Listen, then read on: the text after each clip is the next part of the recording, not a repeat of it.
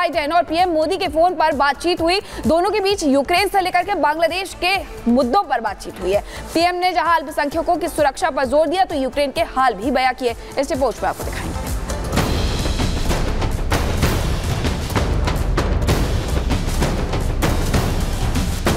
प्रधानमंत्री नरेंद्र मोदी जब यूक्रेन के दौरे पर गए थे तो पूरी दुनिया की उन पर नजर थी। सबको उम्मीद थी कि पीएम मोदी वहां से युद्ध विराम का संदेश लेकर आएंगे। उनके लौटते ही सोमवार को पीएम मोदी के सबसे पहले बात अमेरिकी राष्ट्रपति जो बाइडेन से हुई। पीएम मोदी और अमेरिका के राष्ट्रपति जो बाइडेन के बीच फोन पर बातचीत हुई।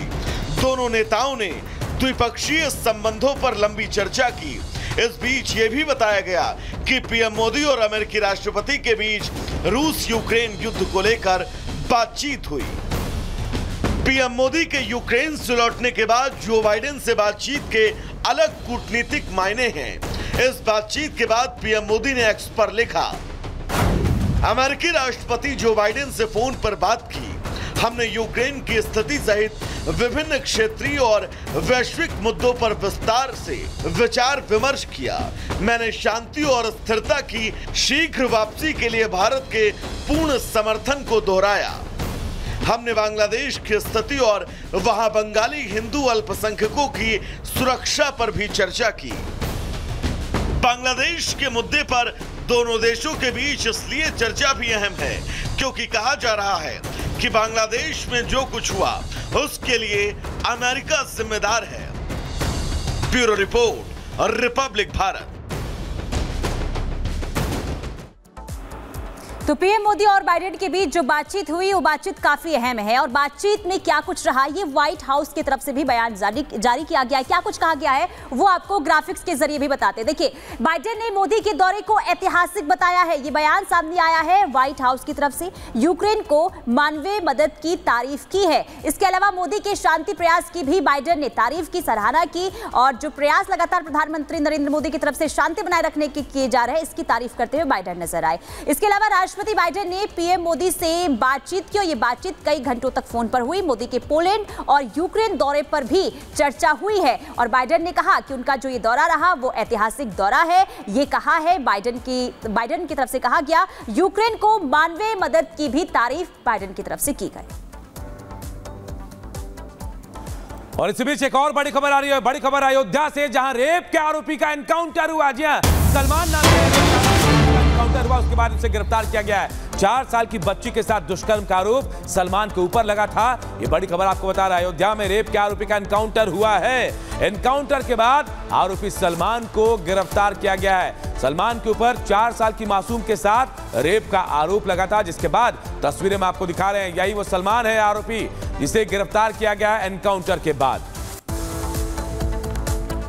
द्वारा सूचना थाना महाराजगंज के सचिव अमरजीत की टीम को प्राप्त हुआ था कि अभियुक्त एमी आलापुर के तारापुर मोड़ के पास से इसके भागने की सूचना है। इस सूचना पे पुलिस टीम के द्वारा जब गिरफ्तारी का प्रयास किया गया तो पुलिस टीम पे जान मारने की नीयत से लक्ष्य करके फायर किया गया। दौरान पुलिस मुठभेड़ अभियुक्त को गिरफ्तार किया गया है। और तस्वीरें अब आपको लंदन की दिखाते हैं। लंदन की एक बहुमंजिला इमारत में आग इस कदर लग गई कि वहां पर 100 गाड़ियां बुलाई गई और उसे बुझाने का प्रयास किया गया है। ये तस्वीरें आप देख सकते हैं। लंदन में एक बहुमंजिला इमारत में ये भीषण आग लग गई। दमकल की 100 से ज्यादा गाड़ियां आग बुझाने के मिशन में लगी रही।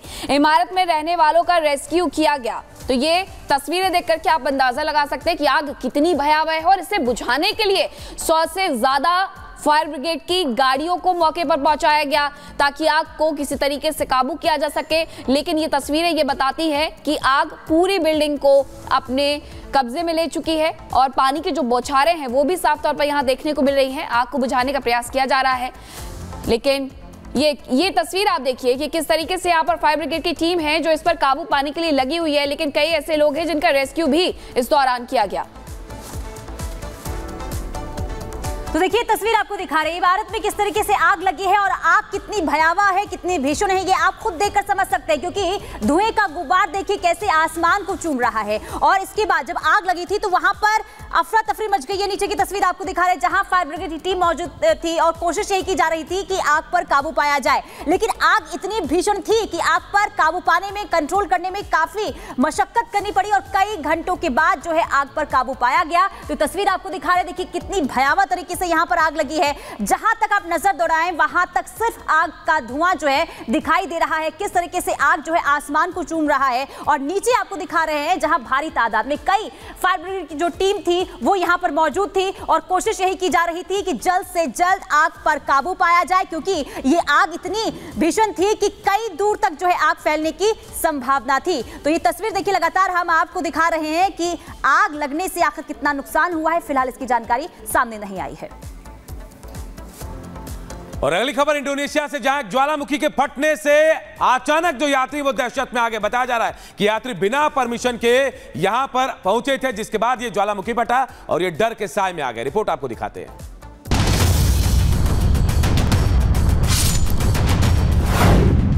आसमान में उड़ता धुएं का गुबार, जान बचाने के लिए उल्टे पैर भागते लोग। ये तस्वीरें इंडोनेशिया के उत्तरी मालुक प्रांत की है, जहां माउंट डुकोनो ज्वालामुखी अचानक फट गया, जिससे वहां धुएं का गुबार उठने लगा और देखते ही देखते ज्वालामुखी शिखर से करीब 1000 मीटर ऊपर तक पहुंच गया।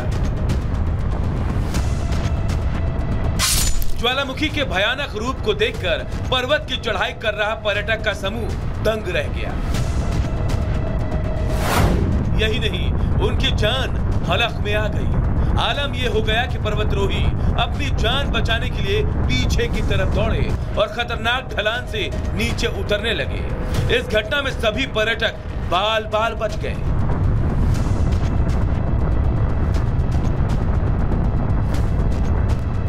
इंडोनेशियाई राष्ट्रीय आपदा प्रतिक्रिया एजेंसी ने बताया कि माउंट डुकेनो पर 10 से अधिक पर्वतारोही बिना परमिशन के चढ़ाई कर रहे थे। तभी डुकेनो ज्वालामुखी फट गया और वहां धुएं का गुबार उठने लगा, जिससे वहां हड़कंप मच गया।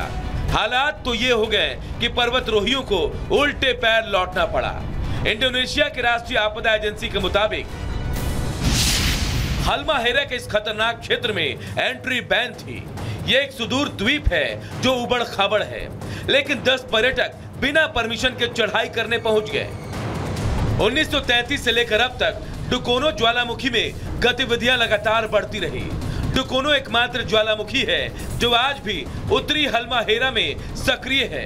ये सबसे अच्छे पर्यटन स्थलों में एक है, इसीलिए पर्यटक और पर्वतरोही ज्वालामुखी को देखने के लिए यहाँ पहुँच जाते हैं। लेकिन खतरनाक ज्वालामुखी फटने की वजह से इंडोनेशिया की राष्ट्रीय आपदा एजेंसी ने इस क्षेत्र को बैन कर रखा है।